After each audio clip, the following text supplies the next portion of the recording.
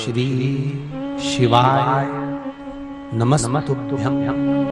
जिसके घर में कमाने वाले दो चार हैं, पैसा तो आ रहा है पर घर में टिक नहीं रहा, डॉक्टर में, पुलिस में, एक्सीडेंट आदि में, कहीं गलत जगह पर, व्यसन में अगर पैसा जा रहा है, जुए में, मांसाहार, मदिरा पान, या कहीं आया पैसा आने में कमी नहीं, आ रहा है पर टिक नहीं रहा, रुक नहीं रहा, कोई मांगने आ गया, दे दिया, फिर वहां से अपने पास नहीं आ रहा, अपन कह रहे हैं भैया हमारा पैसा लौटा दो, नहीं आ रहा। तो महाराज शिव महापुराण की कथा कहती है, एकादशी के दिन गंगा के जल में मात्र 7 बेलपत्री डालकर जो नंदीश्वर भगवान अर्थात जो शंकर जी के शिवलिंग के सामने नंदी होता है, उस नंदी के चरण पर गंगा का जल चढ़ाकर बेलपत्री शिव पर समर्पित कर देता है, उसके घर में रुपया रुकना चालू हो जाता है, फिर वो गलत जगह पर नहीं जाता, गलत स्थान पर वो धन जाएगा ही नहीं। बेटा अगर व्यसन में पड़ा हुआ है, मदिरा पान में पड़ा हुआ है, मांसाहार में, जुए आदि में जा रहा है, तुम्हें लग रहा है कि मेरा बेटा गलत मार्ग पर जा रहा है, ये मित्र दोस्ती गलत हो रही है, वो सही जगह पर जाए। कई लोग इसको धन के लिए भी करते हैं, संपदा के लिए, संपदा के लिए अर्थात जिसका व्यापार नहीं चलता, जिसके घर में पैसा नहीं आता, या नौकरी नहीं लग रही, या सर्विस नहीं लग रही, आप अप्लाई कर रहे हो, जगह जगह जाकर इंटरव्यू भी दे रहे हो और पैसा नहीं आ, तो उसके लिए भी प्रयास किया जाता है। पर उसके लिए यहाँ पर जो धन के लिए करते हैं, उसके लिए विष्णुपदी के लिए करते हैं। मतलब जैसे गंगा के जल में तुलसी के 11 पत्ते डाले जाते हैं। कितने पत्ते डालते हैं? 11 तुलसी के पत्ते डालते हैं, और उसको किसी भी नारायण के मंदिर में, राम कृष्ण शिव शंकर नहीं, राम कृष्ण भगवान विष्णु दत्त आदि जितने नारायण के मंदिर हैं, उस मंदिर में किसी भी पात्र में, एक छोटे से पात्र में उसको भरकर रखी आते हैं महाराज। उससे भी जॉब, सर्विस, नौकरी में सफलता प्राप्त हो जाती है। परंतु वो भी एकादशी को ही होता है। कुछ देर तक पात्र को रखा जाता है, फिर वही पात्र का जल किसी भी वृक्ष के नीचे डाल दिया जाता है, उससे भी नौकरी के लिए फायदा मिलता है। शमी की पत्ती, शमी वृक्ष का जो महत्व पहले कहा है, शमी वृक्ष की पत्तियां अदालत में या कानूनी कोई प्रोसेस के अंतर्गत कानूनी कोई कार्रवाई हो गई है या कोई अटका है काम, तो शमी की पत्तियों को एकादशी के दिन 5 जगह पर चढ़ाया जाता है उस कार्य को निपटाने के लिए। पहला अशोक सुंदरी की जगह पर। अशोक सुंदरी की जगह कहाँ है आपको मालूम है, पहले भी बताया। जैसे ये शिवलिंग है, ये जलाधारी गोल, उसके सामने ये चरण, बीच में जो एक मोटी सी लाइन होती है वो अशोक सुंदरी की जगह है। तो अशोक सुंदरी की जगह पर शमी पत्र को चढ़ाया जाता है। अब शमी पत्र अशोक सुंदरी की जगह पर एक स्थान, दूसरा शिवलिंग के ऊपर, तीसरा जहां शिवलिंग रखा है, जहां शंकर का शिवलिंग रखा है उस कटी भाग पर शमी पत्र को चढ़ाया जाता है। चौथा, नंदी का जो चरण उभरा उठा हुआ दिखे वहां शमी पत्र चढ़ाया जाता है। पांचवा, शंकर भगवान के मंदिर के द्वार पर शमी पत्र चढ़ाया जाता है। केवल एक ही बार चढ़ाना चाहिए, जिस कामना से चढ़ा रहे हो, जो अदालत में कार्रवाई चल रही हो, या कोई प्रशासनिक परेशानी आ गई हो, या कोई काम अटका पड़ा हुआ है, तो उसके लिए चढ़ाए। 5 स्थान है हमारा, 5 स्थान दिए। शमी पत्र को आप 5 चढ़ाएंगे, आपकी प्रशासनिक जो व्यवस्थाएं वो सुचारू हो जाएगी, वापिस कोई तकलीफ नहीं आएगी। शमी पत्र की बात, यदि मान लो शरीर कहीं से सफेद पड़ रहा है, कहीं से काला पड़ रहा है, शरीर में से खाल की फुकड़ी निकलना प्रारंभ हो गई हो, शरीर में काले काले चट्टे पड़ना चालू हो गए हो, या कोई विशेष रोग हो गया, काया बेकार हो रही है, तो सीधी सीधी बात शिव महापुराण की कथा कहती है, एकादशी के दिन पीपल का एक पत्ता, उस पत्ते पर थोड़ा सा चावल अपने हाथ में लेकर, अपने नयनों से लगाकर, शरीर पर से स्वयं उतार कर उसको दरवाजे के पास रख दीजिए। उस चावल को दूसरे दिन सूंघ कर बहते हुए पानी में डाल दीजिए।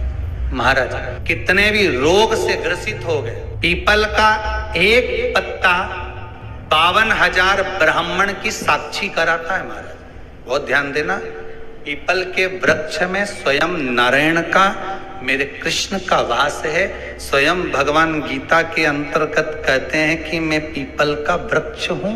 52,000 ब्राह्मणों का वासा एक पीपल के पत्ते में होता है। जिसकी अदालत में कोई बात चल रही हो, प्रॉपर्टी का झगड़ा चल रहा हो, भाई भाई में क्लेश चल रहा हो, कोई विवाद चल रहा हो, नहीं सुलझ रहा हो, तो बड़ के पत्ते के ऊपर शंकर भगवान के शिवलिंग का निर्माण कर कर किसी बड़ के पेड़ के नीचे मट्टी का या बालू का शिवलिंग बनाकर उसकी पूजन करें एकादशी के दिन, और उसकी पूजन कर कर उस पे दही चढ़ाएं। उसी दही को थोड़ा सा उठा कर लिया है, जब अदालत को जाएं, उस दही में चंदन घोलकर सिर पर तिलक लगाकर चले जाएं, कार्य में विजय प्राप्त होती है।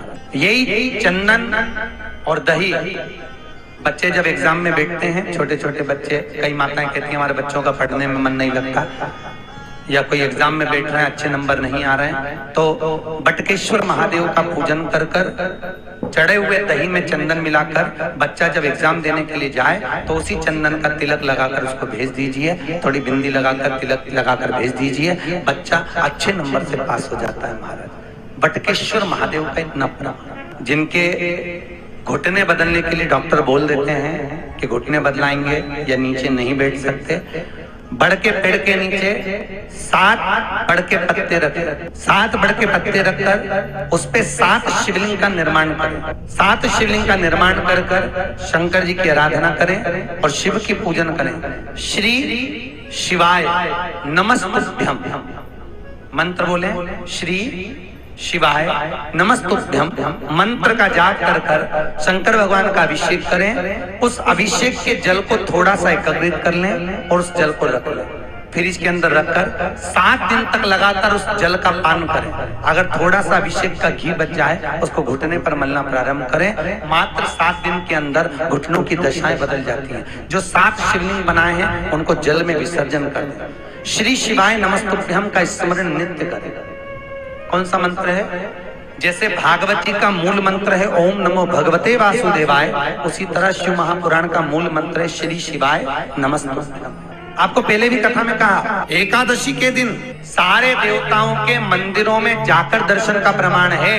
केवल एक देवता ऐसा है शंकर, अगर मंदिर के अंदर भी नहीं जा सकते तो मंदिर का शिखर देखकर भी शिव का स्मरण कर सकते। शिखर दर्शनम सर्वपाप नाशनम, आपको पहले भी कथा में कहा और कई लोगों को फायदा हुआ इसका। एकादशी के दिन रात्रि को 12 बजे शंकर जी के मंदिर की चढ़ी हुई बेलपत्र शंकर के मंदिर के शिखर को देखकर चबा चबा कर खा लीजिए। जिंदगी में कभी घुटने और कमर का दर्द नहीं हो सकता, कभी नहीं हो सकता। 2 तिथियां गरुड़ पुराण व्याख्यान वर्णन करती है, एकादशी और द्वादशी। बहुत ध्यान देना महाराज, एकादशी की अगर कोई तिथि पड़ती है और उस दिन आपका फर्ज है कि ब्राह्मण को भोजन कराते समय एक भाग फरियाल का अवश्य बनाना चाहिए। बहुत ध्यान देना, अगर ब्राह्मण बोल रहा है कि मेरा फरियाल है उस दिन एकादशी का, तो उसको एकादशी का फरियाल खिलाएं, पर रोटी या पूड़ी या खीर मंगोड़ा जरूर बनाएं, भले वो गाय को दे, पर उस ब्राह्मण को आपने दे दिया, पर वो अन्न का भाग भी जाना चाहिए।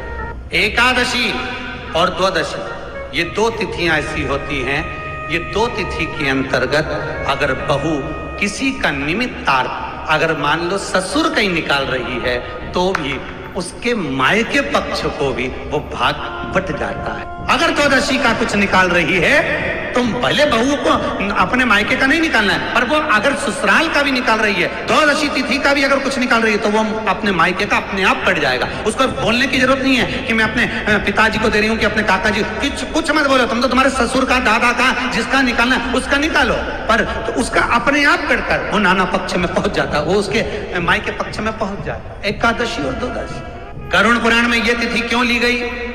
तो गरुड़ पुराण में लेने का एक कारण है, एकादशी की तिथि एक ऐसी तिथि है कि कोई संत, महात्मा, जोगी, सन्यासी, तपस्वी, साधक, उपासक, कोई ब्राह्मण, कोई साधु, कोई तपस्वी, कोई संत, कोई मंडलेश्वर, कोई पीठाधीश्वर, कोई जगतेश्वर, जो जो पीठ पर विराजमान हैं, ये अगर प्राण छोड़ देते हैं तो इनकी श्राद्ध में जो तिथि होती है वो एकादशी ही होती है।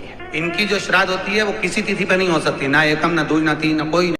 अगर आपको हमारा ये वीडियो पसंद आया तो प्लीज़ एक लाइक बटन दबा दीजिए, हमारे चैनल को सब्सक्राइब कर दीजिए और अपने दोस्तों के साथ शेयर कर दीजिए। श्री शिवाय नमस्तुभ्यं।